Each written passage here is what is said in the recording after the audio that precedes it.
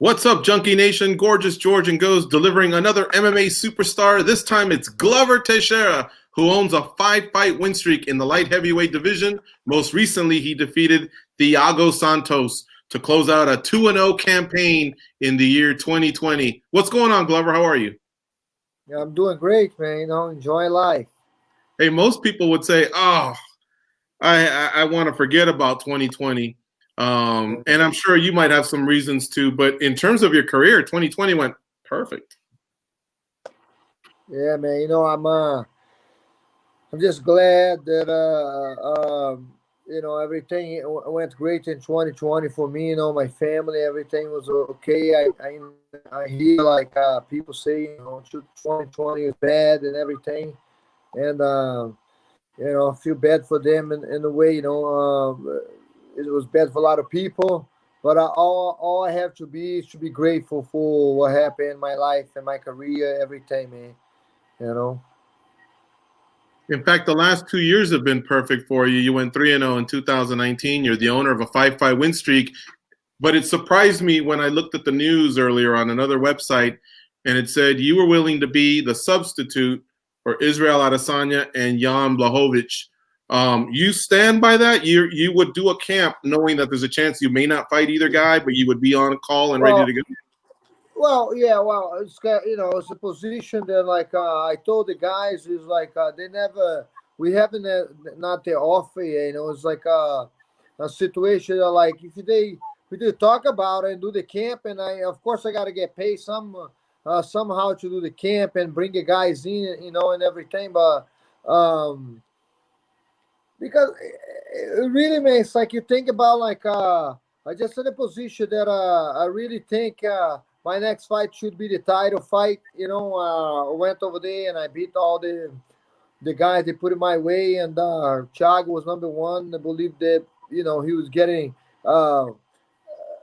he fought for the title a fight ago, and then he fought me, and he was he probably, if you won that fight, he'll probably get the title anyway. And the thing is to be impressive on your wins, and I guess that's what I did. I went over there. The two guys, the John Jones, didn't finish them. I finished them in 2020. And I just think I can be the next guy for the title. What's the advantage to being the substitute versus just waiting for the winner of the fight? Is there an advantage in there somewhere? It could happen right there, right? The advantage is there, man. Substitute. I'm gonna do camping, believing, that could happen. Anything, man. Guy can get a cold or break a finger. Those guys pull out of the fight like that, man. And they're not gonna put everything in line with a little hurt here, a little thing there. And hey, if I'm there, I'm ready to go. Take the fight right away. That's what I say. If it's a possibility, it is. Reality, it is. So I think either one of those guys get hurt, I should be already in camp and ready to go. But if the UFC wants to make sure they're 100%, but to be smart about it, it's a tough situation because you be in camp when you don't know nothing about it. You know what I mean? If they fight, you do camp, but reality is anything that happened to those guys, you think about it, I'm probably gonna be the one that it'd be stupid, or I don't know. They do stupid things all the time, but it'd be weird,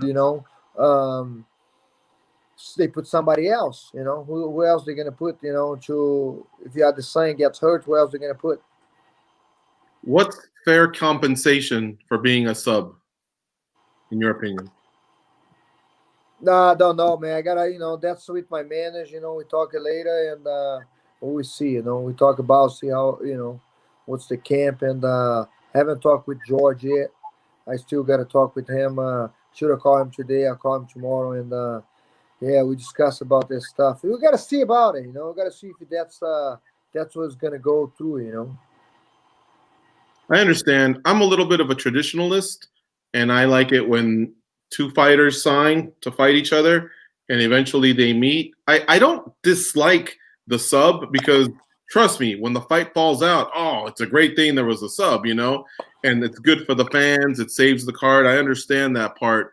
But watching your 5-0 run and what you did and being a prime #1 guy, I guess I thought maybe you would just wait for the winner. You know what I mean? But then again, if it's maybe it's I don't know, maybe it's easy money. You know, you train and make weight, and then if you don't fight, hey, you just got paid probably what your show. I don't know. That's why I was asking. Yeah, you know, so I'm saying I know they did that before with like and they do that with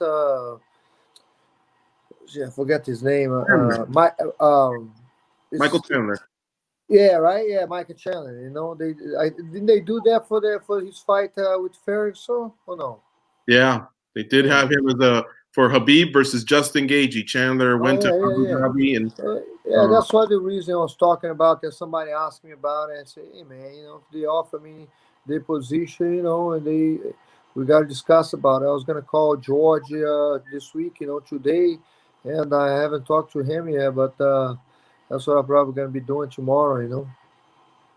You know, if you think about it too, I mean, you're a veteran. You faced everybody, but Jan and Izzy are two different guys, so it's a complicated camp because I imagine you'd be preparing for both guys. Yeah. You know, you just be ready, do it, you know, as much as you can, and do your focus in your game. You know, like most of the times, that's like you know, where you game plan. Of course, game plan changing for different guys. You know, the way you move a little bit and everything. But yeah, you just gotta be in shape and do the best. You know. Glover, one last question on the subject. You are convinced, though, that you can give yourself the proper camp in case your opportunity does come up. It would be the same. Whereas if you had signed the dotted line to be the actual combatant, you're pretty sure you would run those miles you need and get as lean as possible and be as strict as your diet. Hold on. What's the question? You say what's the question? If you were like if we talk with UFC and they put me as backup, you talking about it? Yeah. Yes. Then I'll be doing 100. Yeah, that's the thing. It's hard for me though not to know when it's gonna happen 100%. Me to spend the money, you know, and do all that scamp and like and be waiting. Maybe it's a possibility that I spend all this money and do all this camp is a possibility to get hurt, and you know. But yes, if you talk with UFC, 100%, you know, I'm gonna be fooling with the camp. I'm gonna be flying guy. That's why I want to talk with George this week because I want to figure out if this is gonna happen, and if it is happening, I'm already start, you know, with the camp planning by next week. You know, right away, man. Get back to pre-camp and full camp. Yeah, bring the guys. You know, Poitin is one of the guys that is probably going to be in my list. He's already a plan to come over here after his fight and Glory, and you know, and plan everything. Glover, do you have a preference in who you would want to face between I want to face Blachowicz? Blachowicz, yeah, because Blachowicz, because you know he's a 205 champ, you know, and that's the guys I've been looking. That's the guys I was focused on. You know, even I was trying to take my mind out of there because of my head that was in my way. But I was keeping looking at guys fighting. You know, the way he fought. Rays, and you know, it's just like, man, you know, this guy's is open there and here. You know, it's positions that I can see. I've been looking. You know, I haven't think about me ever face Adesanya at all. You know, now is a possibility that could happen. So, you know, start thinking about it. Do you feel like the night of that fight, the entire light heavyweight division, for the most part, will probably be rooting for Blachowicz just because it's a smaller guy coming into your division trying to challenge you guys when you guys have kind of done a lot to build that division? Does it feel like maybe as a group you guys would probably prefer Blachowicz in this case? Yeah, you know, maybe to fight. Not really. I think Blachowicz because you know, as a 205, I want to, you know, because think about it. If the fight goes through what I would get to ruin for Adesanya, that who knows what the belt he's gonna defend next. You know, he's gonna go back to 185 and defend that belt. And Blachowicz, at least I know the possibilities there. You know, to fight him, and he's gonna have to defend it again. You know, and that's gonna be my chance right there. But about the weight thing, man, weight doesn't make much difference, man. It does in a way. Like I think the fights go a long fight, a good wrestler, to try to take you down and grapple you and keep taking you down. Those, like, I don't know, 10, 15 pounds, it's gonna make a difference. But really, like, it doesn't make that much difference, man. We train in the room all the time. You get some 185, and man, tough as nail, and you get heavyweight that's not so tough. It's just different, Is there one thing that maybe you can point to in this run that you've had, one change that you made that really made the difference for you to be so successful here? No. Yeah, man, a lot of change in my, just my life in general, just chilling a little more, relaxing, and like enjoy the present moment, trying to be on the present moment, and not think about too much of just do my best every time, and all that stress comes out, and I think I've been fighting better and training better and recovering better because all the, just because too much thinking before, I think, like too much like pressure, a little bit, like I want to, to be a champion so bad maybe, and I train too much. I overtrain a couple times. My problem is it's always been like overtrain. Like you see some of the fights that I have that I look tired or slow, and I mean, beginning the fight already. It's because overtrain. So just more chill right now, more relaxed, and thinking like, hey man, whatever comes is gonna be great, So I'm just enjoying the fight, the moment of the fight, Glover, can 41-year-old Glover Teixeira beat up 31-year-old Glover Teixeira? Yeah, I think so. Mentally, for sure, man. I was like in a different crazy dimension condition back then, 31 years old, 30 years old was like a top conditioning guy, but definitely mentally, man. Yeah, I would beat him. I would probably get beat up in the first round, but I would beat him in the later rounds. Yeah, I guess that's a pretty good analyzation, because I'll remind you, 31-year-old Glover Teixeira was in the middle of a 20-fight win streak. 41-year-old Glover Teixeira is in the middle of a 5-fight win streak. Which one are you more proud of? I know 20 is a bigger number than 5, but these 5 at age 41 in the UFC, pretty different guys too. Different guys, of course. I went to UFC. I also beat the 5 top good guys, in UFC where I, do my first run. But like, it was a different guys that I beat. You can't.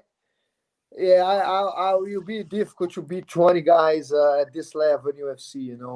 It's a very difficult task to do. John Jones, I think he did it. He did an amazing job, man. Gotta give up to that guy. Beating guy in UFC at that level, you gotta be sharp every fight, every time. You know what I mean? Because everybody have no matter, like, if this guy doesn't have too much, I'm a veteran. I know, a lot about fighting and been around for so many. You see all these guys doesn't have, the timing or his skill. He's just, but everybody have a potential in there, man. Crazy kicks. You see every year is something different, new, spinning elbow, calf kick. You got to be sharp all the time. And those guys, like, explosive. It's a tough game, man. That's a perfect way for my last question. You're right. It is a tough game. And I want to ask you this question. When you win a fight, 2 hours after the fight, man, you're still answering questions from the media, and you're maybe having a drink, partying with your family and friends. 2 days later, people are still typing stories, and maybe you're still doing interviews. But I wanted to ask you, what about 2 weeks after and now 2 months after? Talk about what it's like to win and be the man in the moment. And then as more shows come and other things are happening, all of a sudden you just start getting buried a little bit, you know, like somebody else could rise to the occasion. What's that like for a fighter as you finally await the next, you know, everything starts to wear off and you await the next fight booking or the next news? Yeah. You see, you know, as you know me a little bit, I'm more like in the quiet side, man. I like it actually, you know, like after the fight, the chill, the relaxing time, you know, there's just time to chill a little bit, you know, enjoy, just have time with family and friends, man. You know, like I say before, I haven't to worry about you know, when you ask me, most of the people be like, man, you know, I'm pissed or this or that. I'm not even worried about it. They give that fight for the sign that what's gonna happen, you know. I'm just here. We're gonna talk with them this week, see what they wanna do, you know. And hey man, just live in the present moment, you know. Now the future is you know, my thing. So and this hype and this vibe and everything. Hey, man, I've been there, you know, and it's great. You know, it's amazing time when you're there, winning, people over there talking. It's fun, but I appreciate that moment too. It's amazing, but I know that's what it is, man.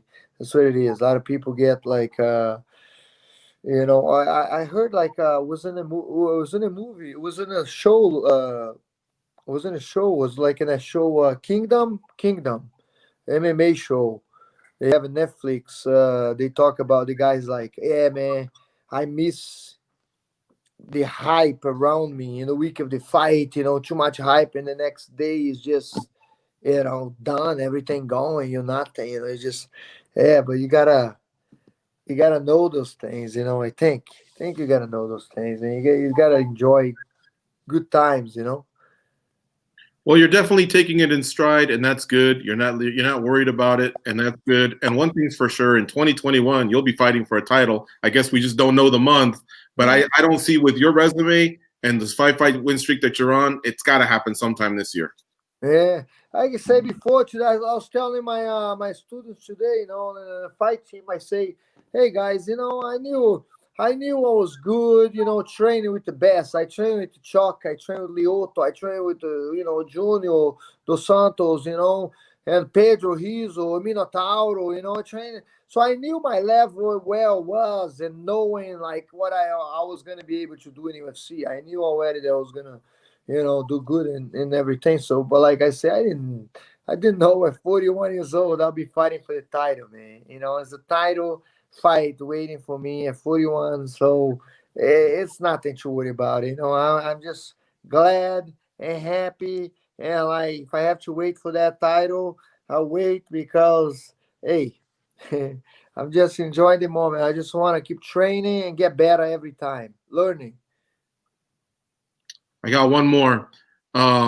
Who hit you the hardest in your career? Was it Santos in the last fight? Or because you just mentioned a lot of great sparring names too. Maybe the hardest you've ever been hit was in sparring. I don't know. You tell me.